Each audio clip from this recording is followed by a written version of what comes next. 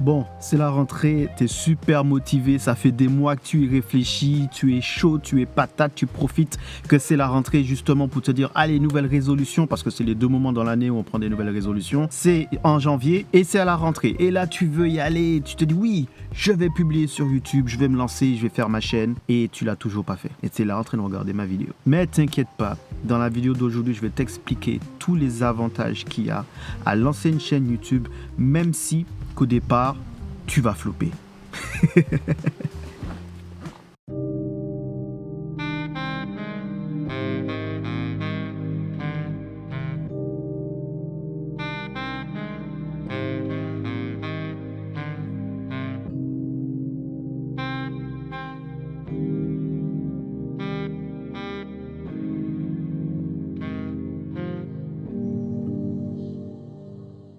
Alors salut à toi, j'espère que tu vas bien, je me présente, je m'appelle Lamont Anoudel, je fais de la photo et de la vidéo, mais pas que, et tu es sur ma chaîne Who Are You, une chaîne qui existe depuis super longtemps, mais c'est une chaîne qui a une particularité très précise, c'est que c'est une chaîne qui se veut authentique dans la réalisation de vidéos, dans l'apprentissage de la vidéo et de la photo aussi bien évidemment, mais pas que.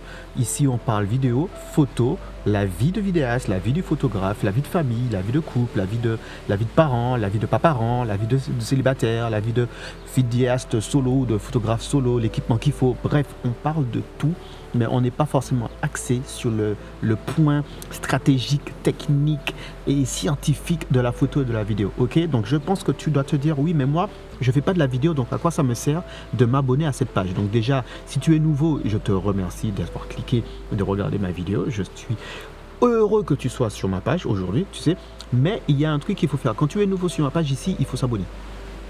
Ouais. Quand tu es nouveau, ouais, maintenant c'est la dictature. Cette année, nouvelle rentrée, ok?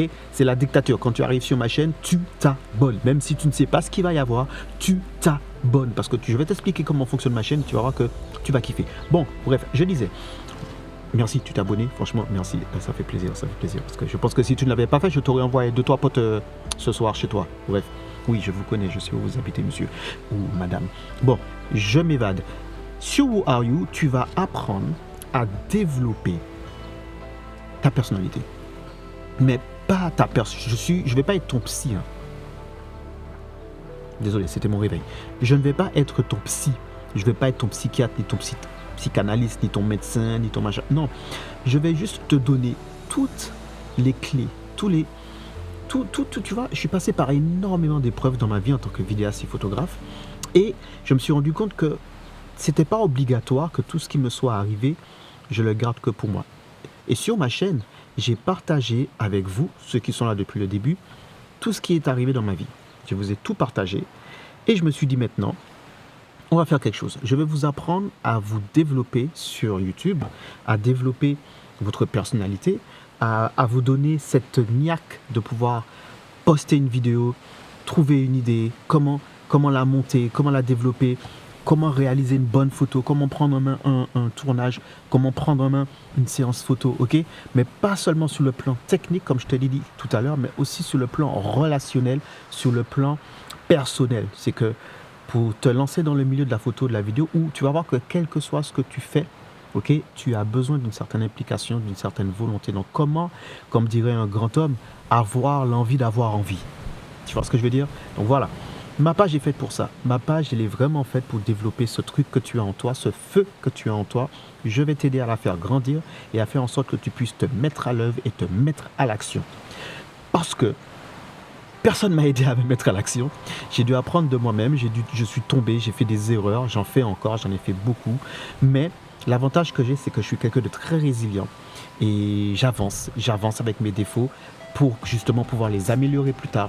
Donc ma chaîne YouTube a énormément de vidéos qui sont des vidéos tests, qui sont des vidéos qui m'ont aidé à avancer, qui m'ont aidé à progresser. Et mon but justement sur cette page avec Who Are You TV, c'est de t'emmener du point de j'ai une idée, je veux monter un business ou je veux monter quelque chose, j'ai envie de partager ça sur YouTube, à mince, j'ai pas envie de le faire, et pour finalement arriver à je suis content de l'avoir fait. Donc accroche-toi si ce genre de contenu t'intéresse. Bien évidemment, ce sera des fois sous un lien de podcast, ce sera parfois sur autant de vlog, interview et compagnie, bref. Si ça t'intéresse, accroche-toi, abonne-toi, prends ton petit thé, ton petit café, ton petit jus de fruits, ce que tu veux. Et c'est parti pour la vidéo du jour.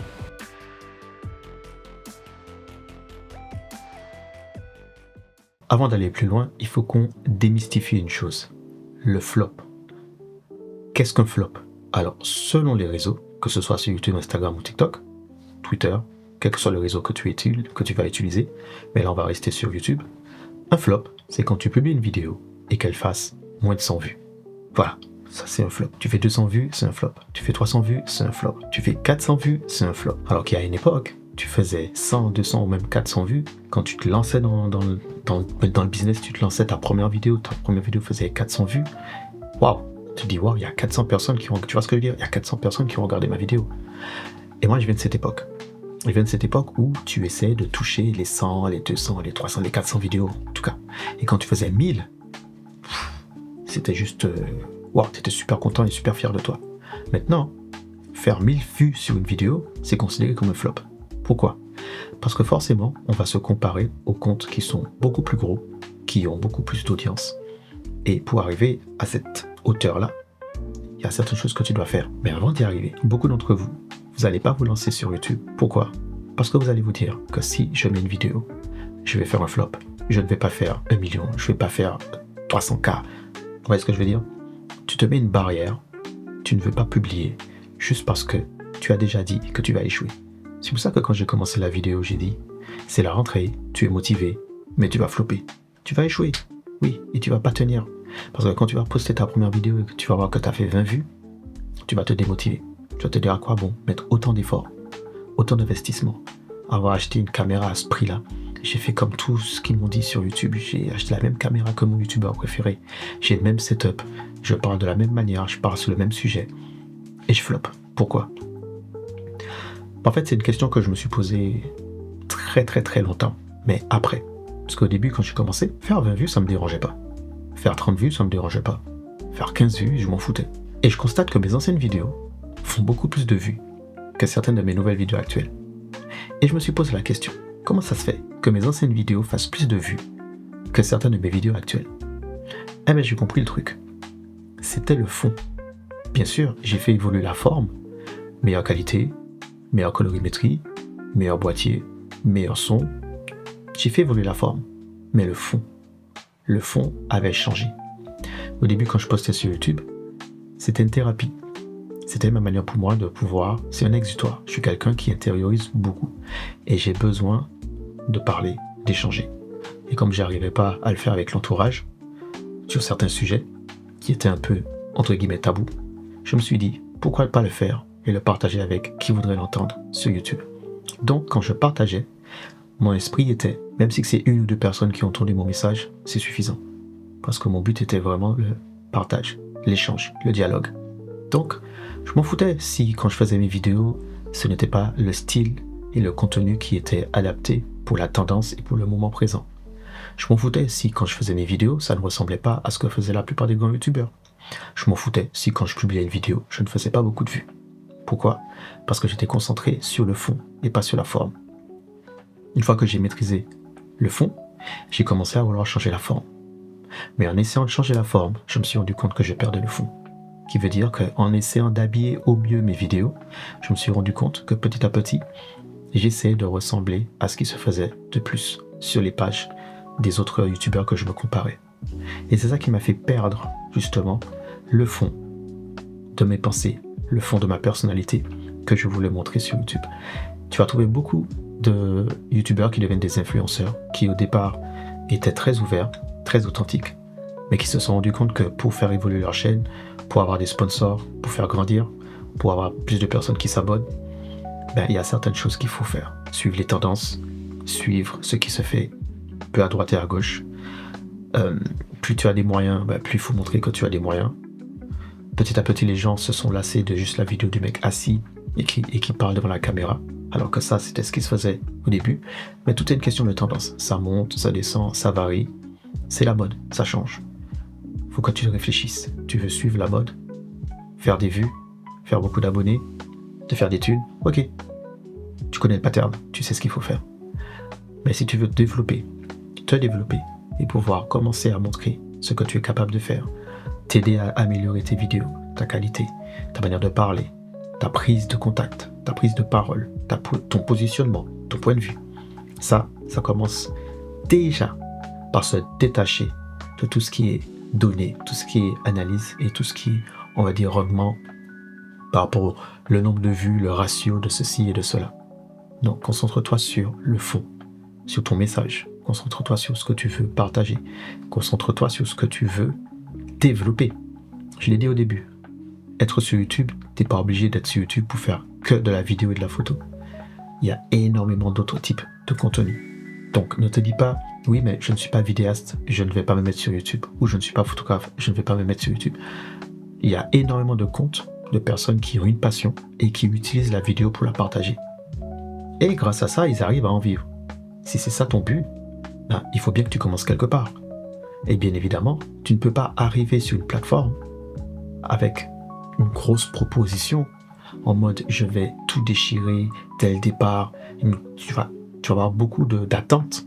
Et quand tu vas te prendre ta première claque, tes premières, par exemple, tes mauvais commentaires, tes dislikes, ou bien tout simplement les gens qui ne font pas adhérer ou s'abonner, tu vas commencer à baisser les bras. Et tu n'auras pas envie de mettre autant d'efforts dans tes vidéos parce que tu vas être trop proche du rendu. Tu vas être trop catégorique, tu vas être trop focus sur « ouais, mais mon ancienne vidéo n'a pas fait cette vue ». Il faut que tu changes cette vision-là et que tu te dises « ok, je vais trouver quelque chose que j'aime faire, quelque chose qui me passionne et réfléchir à un moyen pour pouvoir le présenter à d'autres personnes sur la plateforme comme moi je l'ai reçu. Et le plus important, c'est qu'il faut que tu t'amuses dans ce que tu fais. Il faut que tu prennes plaisir. Si tu ne prends pas plaisir, ça se voit à l'écran. Beaucoup de gens vont fake. Il y a énormément de personnes qui, une fois qu'ils appuient sur Rec, ils sont dans un personnage. Une fois qu'ils éteignent, c'est plus la même personne. Ben, ces gens-là, au fil du temps, à la longue, ils finissent par soit se détruire, soit arrêter, ou soit tout simplement faire en sorte de volte-face et faire autre chose. Comme encore, je te donne des exemples, il y a des youtubeurs qui ont commencé à faire des vlogs et ils se sont rendus compte que vloguer, ils ont vlogué juste parce qu'ils suivaient d'autres youtubeurs qui, eux, ça les passionnait de vloguer. Mais eux, ils se sont mis à vloguer parce qu'ils ont vu que c'était devenu une mode, une trend. Mais c'est parce qu'ils les passionnaient, eux, qui fait qu'à la longue, ils se sont lassés. Et là, maintenant qu'ils sont arrivés à une certaine notoriété, une certaine personne qui les suit, un nombre de vues, voilà, un nombre d'abonnés, ben ils se contentent juste de s'asseoir devant une caméra et de parler. Et de demander aux intelligences artificielles de pouvoir faire des inserts, des machins et compagnie. Ou tu vas sur une banque de données et tu prends des images. Voilà. Mais je pense que tu captes la forme et le fond de ce que je suis en train de dire dans cette vidéo. Tu veux te lancer sur YouTube? Commence déjà par oublier tout ce qui est données, flop, tout ça. Fais abstraction de ça. La première chose à faire, c'est à réfléchir à qu'est-ce que tu veux partager. Et surtout, une fois que tu l'as trouvé, comment le partager avec les autres, la manière que tu l'as reçu, en y prenant plaisir à le faire. Voilà.